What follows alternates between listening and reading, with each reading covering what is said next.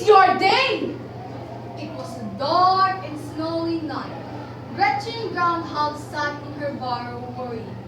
In a few days, it will be February 2, when the world will be watching the little town of Piccadilly.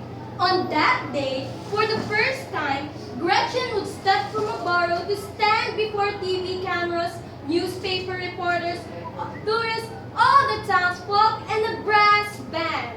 Everyone would be waiting as Gretchen looked for a shadow.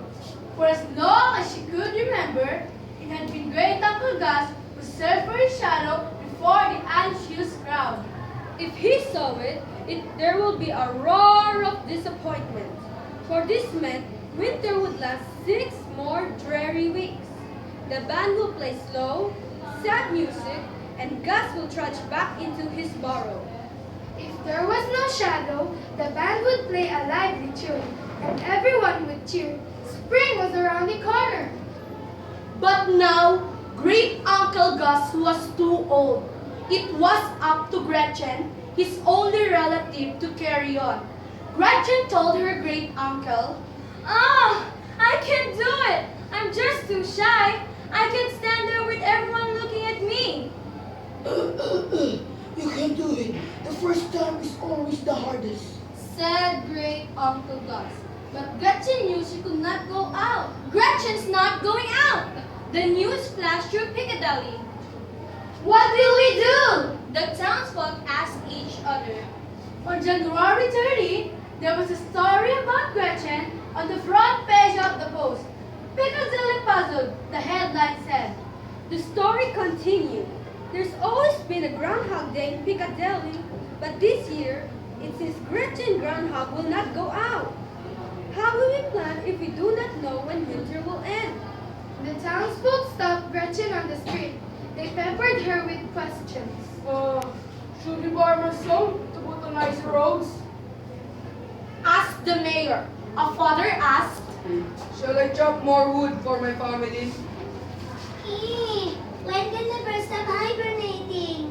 Asked a little boy. Everyone begged. "Please, dear Gretchen, go out on the Groundhog Day. Tell us when winter will end." But Gretchen only shook her head. On January 31, Gretchen lit a cheery fire, but it didn't help her mood. All day, the doorbell chimed. Ding dong! The phone rang. Cling! Email erupted. Ding! And urgent letters flapped to the mail slot. Plop! Gretchen felt terrible. It seemed like the longest day of her life. On February 1, the town was in an uproar. Tourists built the hotels in front of Gretchen's burrow. Carpenters were building wooden stands for the crowd. The TV crews had arrived, and the band was practicing with squawky sounds.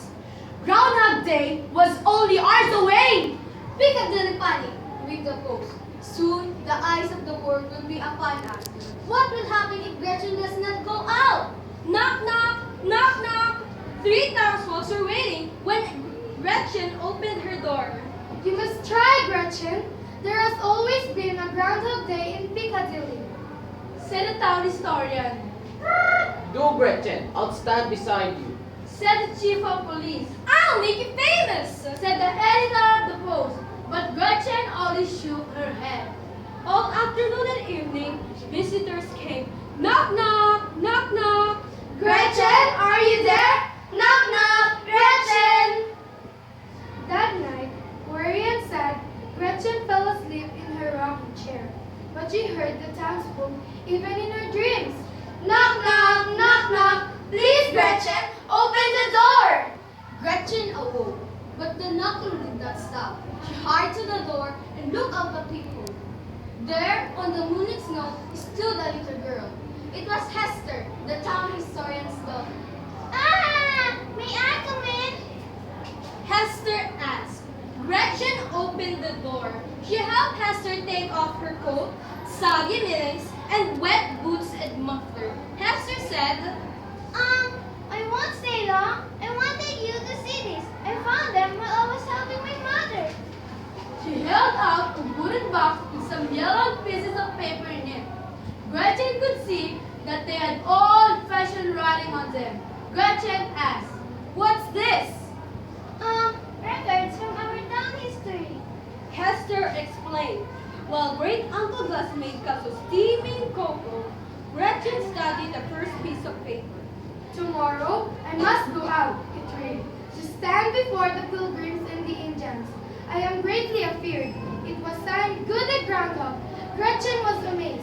Goody Groundhog lived a long time ago. She came to America on the Mayflower before there was a Piccadilly. My mother says Goody told everyone the second winter was be better than the first. They were very glad. Said Hester. Gretchen lived through the papers. She exclaimed, Here's one by George Groundhog at Valley Forge. He says, I'm afraid to go out, but I shall. The winter has been long and hard. The soldiers must know what will be.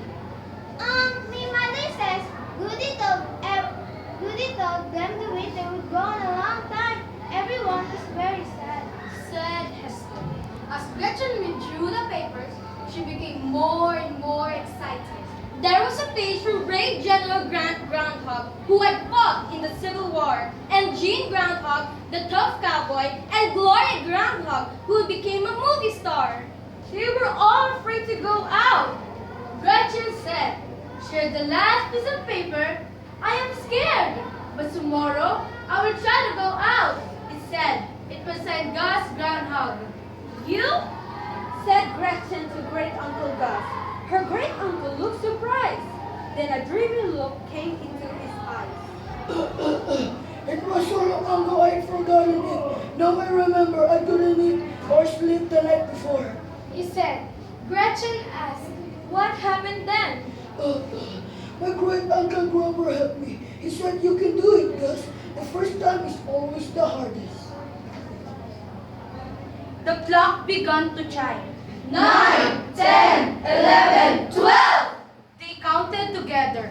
Oh my gosh! I've got to go. I never stayed up so late. Said Hester. Thank you for everything, Hester. Gretchen said. She and Hester gave each other a big hug. Gretchen went to bed and lay quietly in the darkness.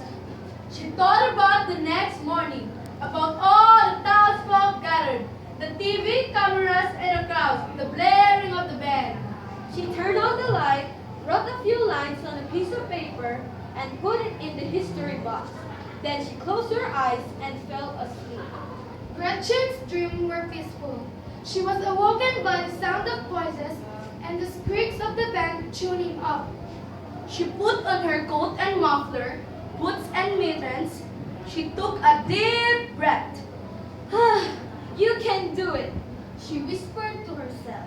Then Gretchen Groundhog opened the door and stepped out into the February morning.